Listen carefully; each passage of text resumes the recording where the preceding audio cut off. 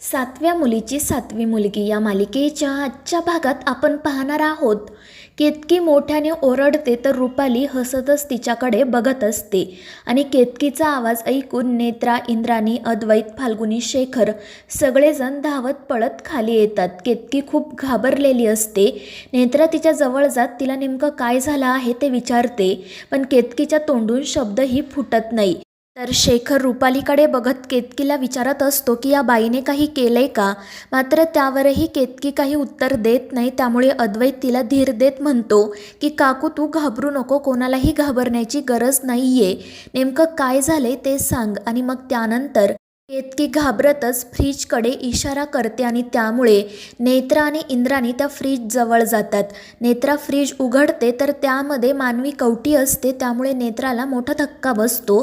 नेत्राच्या पाठोपाठ इंद्राणी सुद्धा त्या ठिकाणी येते आणि फ्रीजमध्ये असणारी ती कवटी बघून ती पूर्णपणे खचून जाते. ती फ्रीजमधून कवटी बाहेर काढते आणि त्यामुळे घरातील सगळ्यांनाच धक्का बसतो. रुपाली मात्र हसतच हा सगळा प्रकार बघत असते. तर इकडे इंद्राणीला समजतं की ही कवटी तिच्या आईची म्हणजे मनोरमाचीच आहे. त्यामुळे नकळतपणे तिचे डोळे भरून येतात आणि ही गोष्ट नेत्राच्या सुद्धा लक्षात येते. तिलाही खूप त्रास होत असतो आणि मग त्यानंतर रुपाली त्या ठिकाणी येते. ती हसतच केतकी आणि फाल्गुनीला विचारत असते की काय झालं, वळाली ना बोबडी, काल तर खूप बाता मारत होता ना तुम्ही, मग आता काय झालं. आणि मग ती नेत्राला म्हणते की तू कालच मला सांगत होती ना गं की तुमच्यापैकी कोणीही या विरोचकाला घाबरत नाही, पण बघ आता सगळ्यांच्या तोंडाकडे, कोणाच्याही तोंडातून शब्द फुटत नाहीये, या विरोचकाला सगळे घाबरतात. आणि मग त्यानंतर ती हसतच म्हणते की चला तुमचा सगळा गट इथे आलाच आहे, तर आता आपण एक खेळ खेळूयात. खेळाचं नाव आहे ओळखा बघू. आणि मग त्यानंतर ती सगळ्यांना विचारते की इंद्राणीच्या हातात ही जी कवटी आहे ना ती कोणाची आहे हे ओळखायचं आहे तुम्हाला. आणि रुपालीचा हा प्रश्न ऐकून इंद्राणी रागतच तिच्या अंगावर धावून जाते, पण नेत्रा कशीबशी तिला सावरते. तर रुपाली हसतच म्हणत असते की एकदम बरोबर, हिने ओळखलं आहे ही कवटी कोणाची आहे ते. तुम्ही जो विचार करताय ते अगदी बरोबर आहे.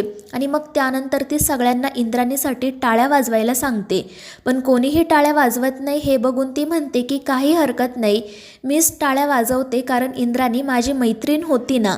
आणि मग ती टाळ्या वाजवत म्हणते की अगदी बरोबर ओळखलं इंद्राणीने, ही कवटी तिच्या आईची म्हणजे त्या मनोरमेचीच आहे.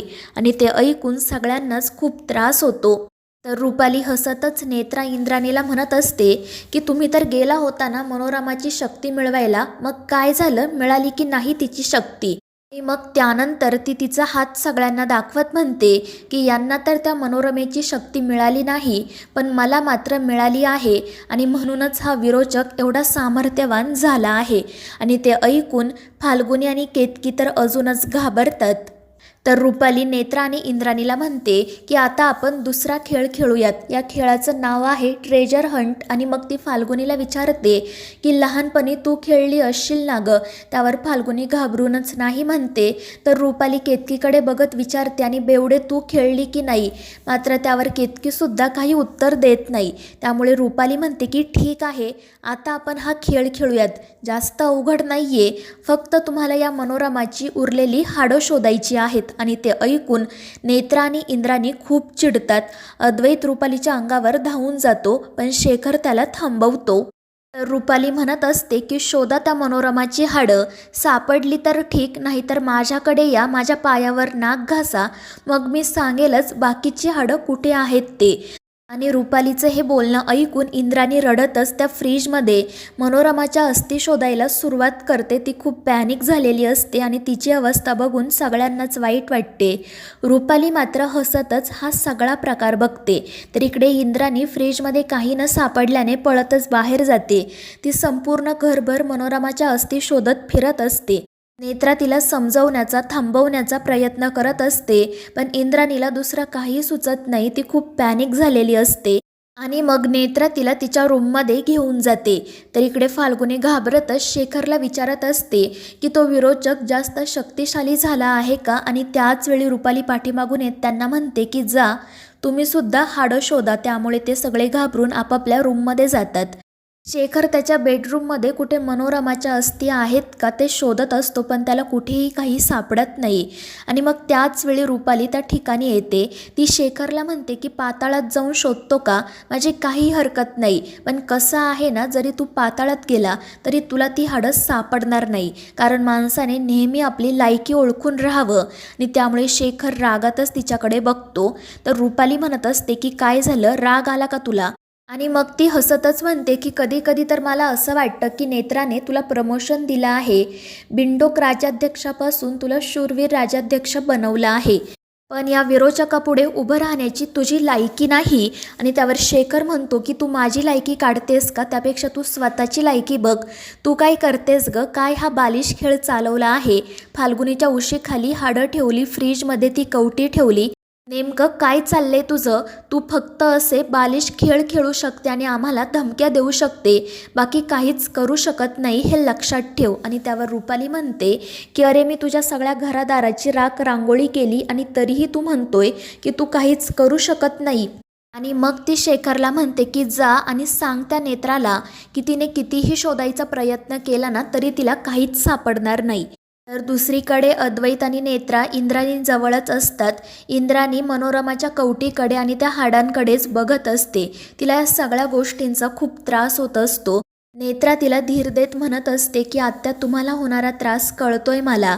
तर अद्वैतही म्हणत असतो की आत्या त्या बाईने आपल्याला जितका त्रास दिला आहे ना त्याचा सगळ्याचा आपण बदला घ्यायचा. आणि त्याच वेळी शेखर त्या ठिकाणी येतो. तो या सगळ्यांना सांगतो की नक्कीच काहीतरी गडबड आहे, रुपाली आपल्यासोबत मोठा खेळ खेळत आहे, कारण मी सगळीकडे शोध घेतला पण अस्थी कुठेही सापडल्या नाहीत. आणि मुळात रुपाली त्या अस्थी अशा बाहेर का ठेवेल, नक्कीच काहीतरी गडबड आहे. तर इकडे इंद्राणी रडतच म्हणत असते की जिवंत असतानाही आईने खूप काही सहन केलं आणि आता मेल्यावरही तिला सहन करावं लागत आहे. तिचे हे भोग कधी सरणार आहेत काय माहीत. आणि मग ती रागातच म्हणते की आता जे काय व्हायचं आहे ते विरोचकामध्ये आणि माझ्यामध्ये होईल, आता मी त्याला सोडणार नाही. आणि ती रागातच रुपालीकडे जाण्यासाठी पण नेत्रा तिला थांबवते. ती इंद्राणीला सावध करण्याचा, तिला भानावर आणण्याचा प्रयत्न करत असते, पण इंद्राणीला खूप त्रास होत असतो. ती म्हणते की विरोचकाला जे करायचं होतं ते त्याने केलं, आता मला जे करायचं आहे ते मी करणार. पण नेत्रा तिच्या पुढे हात जोडत म्हणते की आत्या प्लीज असं काही करू नका, त्या विरोचकाला हेच तर हवं आहे, पण तुम्ही त्याच्या सापळ्यात अडकू नका. आणि मग त्यानंतर इंद्राणी रडतच म्हणते की नेत्रा मग काय करू ग मी, आईला जो त्रास होता आहे तो नाही बघवत मला. आणि त्यावर नेत्रा शांतपणे तिला समजावते की आत्या त्या विरोचकाला हेच तर हवंय ना, त्याला असं वाटते की भावनेच्या भरात आपण नक्कीच काहीतरी चूक करू, पण आपण तसं काही करायचं नाहीये, आपण थोडा संयम ठेवू, कारण तो विरोचक हे सगळं काहीतरी कारण असल्याशिवाय करणार नाही. तर दुसरीकडे रुपाली अस्तिकासोबत बोलत असते. ती म्हणत असते की अस्तिका तुला न भेटण्यामागे कारण आहे, कारण या लोकांनी माझ्यावर पाळत ठेवली आहे. जर मी तुला भेटले तर हे तुला पकडतील आणि मारून टाकतील, त्यामुळे मला तुला लगेच भेटता येणार नाही आणि म्हणूनच मी हा सगळा खेळ सुरू केला आहे. आता त्या मनोरमाची हाडं शोधण्यासाठी या त्रिनयनेच्या लेकी कोणत्याही थरापर्यंत जातील आणि मग त्याच वेळी आपण त्यांना गाठायचं आणि त्यांचा अंत करायचा. मग ती अस्तिकाला सांगते की तू माझ्या मूर्तीजवळच थांब, मी लवकरच तुझी भेट घेईल, कारण आता नेत्राचा अंत जवळ आलाय. तर मित्रांनो, या मालिकेच्या पुढील भागांच्या अपडेटसाठी आपल्या चॅनेलला सबस्क्राईब करा.